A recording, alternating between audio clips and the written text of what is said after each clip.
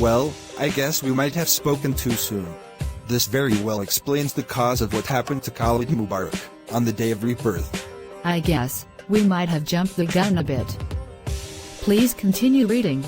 Alright. After the pact was formed, Silhouette became a full-fledged member of the Mubarak. As the organization grew increasingly impressed with Silhouette's shadow ability, Khalid Mubarak and the other pseudo held this Grim Reaper in high regard. However, Neftis wasn't buying Silhouette's facade and decided to confront him one night privately. Well, this is unexpected. I never imagined being caught alone with the Mubarak's centerpiece. In all honesty, this is the first we ever talked one-on-one. Tell me, what's on your mind? I don't mean to be blunt, but I must know the truth. I must know what it is that you're really after. We all know about the pact you formed with our master, and I must be honest.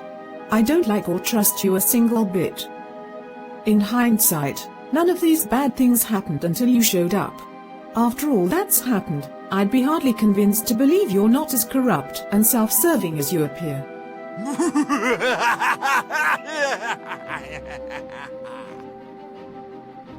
Well, I'm glad someone in this organization has a pair of keen eyes.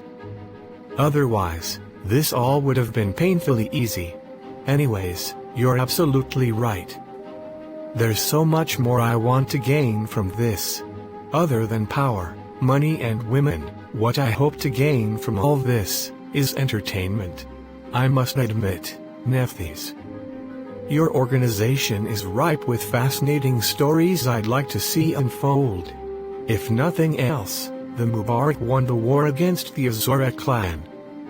So, why not join up with the winning team? Otherwise, it'll be very lonely and boring to wander the world and end up running into Elpis one day. Hold on, what does Elpis have to do with... Wait. It all makes sense. You're the one who devoured Hamira. Wow. Both brains and beauty. What a rare combination. Devouring the light replica's apprentice and obtaining her light powers is what sustained me for centuries against the soul barrier. Why would you do such a thing? Do you have any idea how much pain you caused Elpis? After that incident, she secluded herself to an island and hasn't been seen since. Isn't that condescending? Both you and your pseudo have what I was searching for during that time. A unique form of immortality. Ageless creatures like you and I can live forever, unless we are slain in battle. However, wouldn't it be fun to just simply live forever, no matter what? Pure immortality is incomprehensible. Only the pure insane wish to obtain that. Why would you want to be stuck with an eternal curse? Considering what your brother Sisyphus did to us, I'd figured that you of all people would know the answer to that. Understand this one thing, Oracle Maiden.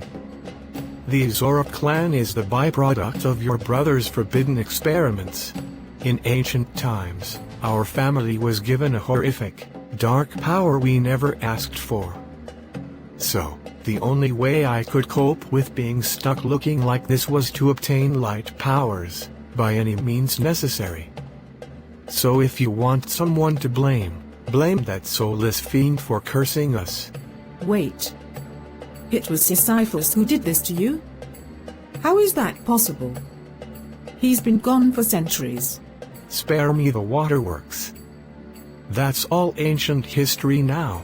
Anyways, you don't have to like or trust me in the slightest, sweetheart. I'm just here to fulfill my end of the deal with your master. So until then, let's just pretend to be on good terms when we're in front of the others. As long as you keep being your master shoulder angel to my shoulder demon, we'll have no problems.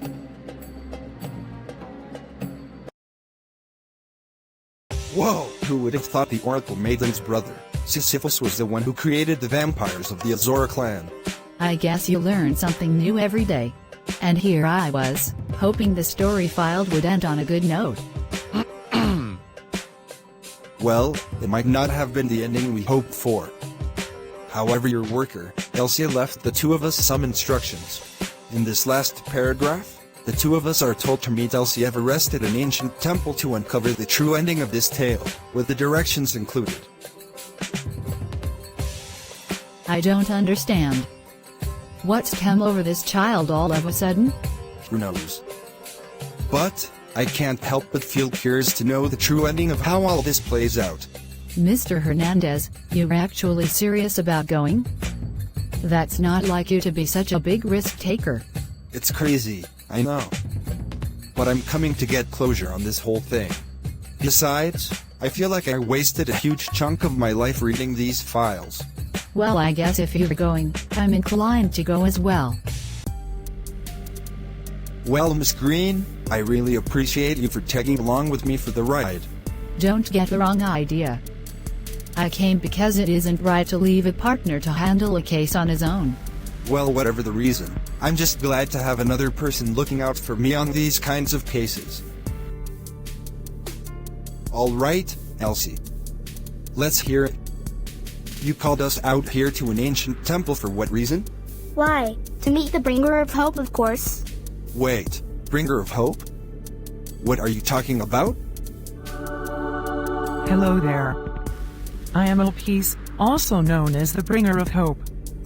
I'm pleased to make your acquaintance. Elpis. So, you're the one who created the light barrier to purge the vampires? That, and I'm also the twin sister of humanity's fated enemy, Moros. Would you care to know more? First off, let me apologize for dragging your realm into our situation. I just thought you all should at least know the situation at hand, before we go any further. It's no trouble at all. We just wanted to know when and where the Neftis of this world went to. She left with Justin McDonald and Violet Azora to seek sanctuary from both Moros and Masudo. She should be the least of your worries. Moreover, I wanted to tell you about how Silhouette got his powers and what we're going to do about Moros. It all started many centuries ago. Lady Elpis, I have great news. I'm starting to get the gist of these light powers you bestowed on me. I'm just so happy I'm getting closer to becoming your guardian of light. I agree. You're definitely every bit of the prodigy Faust claimed you to be. At this rate, our victory against the Bringer of Doom is more than guaranteed. Where is this ghastly wail coming from? It must be another one of those dark beings we slay from time to time. I'll go see what's it about. Homera. You're going out on your own?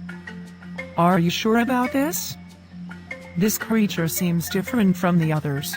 Of course, milady. I'm your student after all. I want to show you how much my purging skills have grown. Rest assured to leave everything to me. I won't disappoint you. This is the Island of Light, correct? Then, where is the Bringer of Hope? Halt, you fiend. What are you doing here? My, what a radiant light you have surrounding you. That's exactly the power I'm looking for. Tell me, are you willing to relinquish that divine gift you have? I don't know what hogwash you're spouting. But, I know one thing.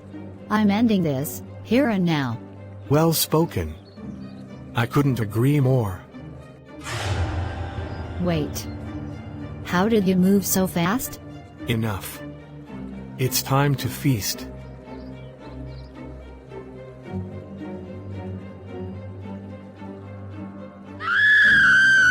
No, Homera. I don't see Homera anywhere. Where is she? What's the meaning of this? Explain yourself. Ask and receive, sweetheart. I'm now a being of both light and darkness. Your stench is pure evil. But, why do I also sense great light powers within you? That's because I became one with that little student of yours, Chimera. Her form and powers, as well as her knowledge, memories, and past experiences have now been made my very own. Don't you see, Lady Elpis? Your student and I are both one and the same. We're inseparable. Before we go our separate ways, let me first thank you for training such a wonderful candidate to inherit your light powers. I'm very grateful to you. Whoa, Lady Elpis, I knew Silhouette had the power to absorb others. But, I didn't know it was in that context. You haven't even heard the worst part yet. The next thing he did is what shattered my entire suspension of disbelief. You fiend. How could you do this? Give her back. Please. Spare me the waterworks. I hate to see beautiful women cry. If you want to see her that badly, allow me to accommodate you. No. Impossible. There. Are you satisfied? Your student is in greatly appreciated care now. So, feel free to leave the mastery of all her light powers to me. The true inheritor of light.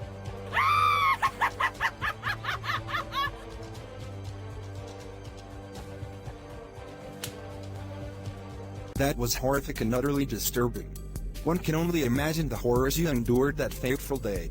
To tell you the truth, that memory makes my skin crawl, even to this day. Not a day goes by that I don't regret what happened to Chimera. As much as I wanted to destroy Silhouette that day, our powers cancelled each other's. The end resulted in a draw, as Silhouette left the island immune to my soul barrier, and I took Chimera's feathers and stored them deep within Mount Ether.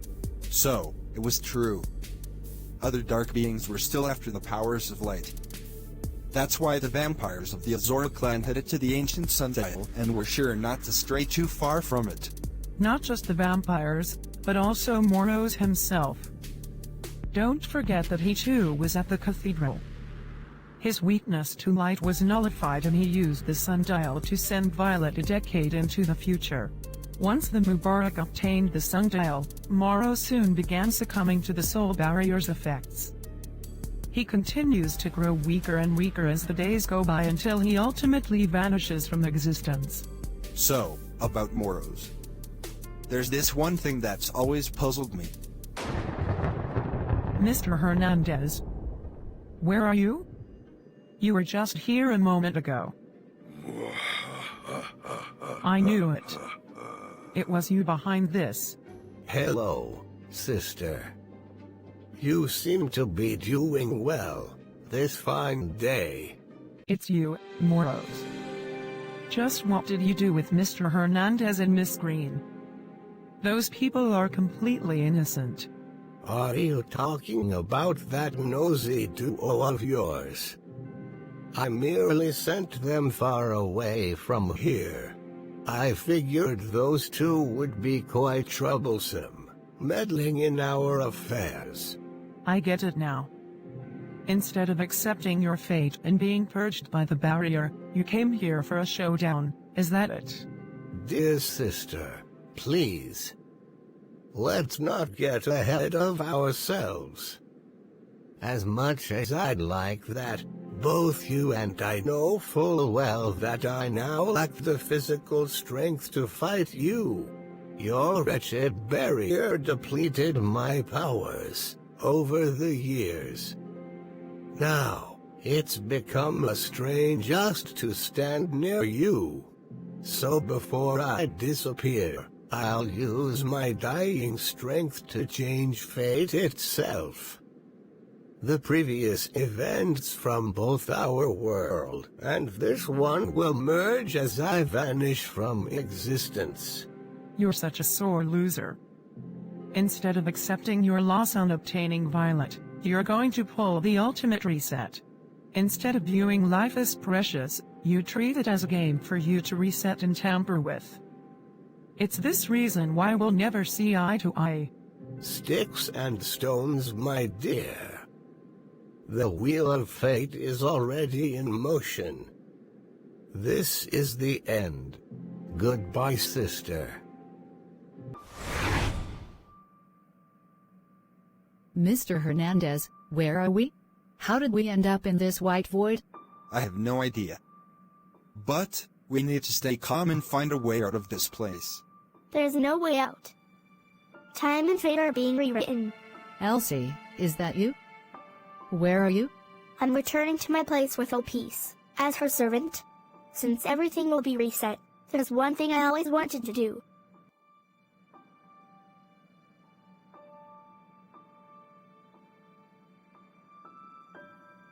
I've always felt this way about you, Mr. Hernandez.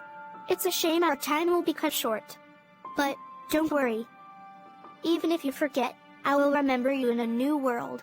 Well, Elsie, to tell you the truth.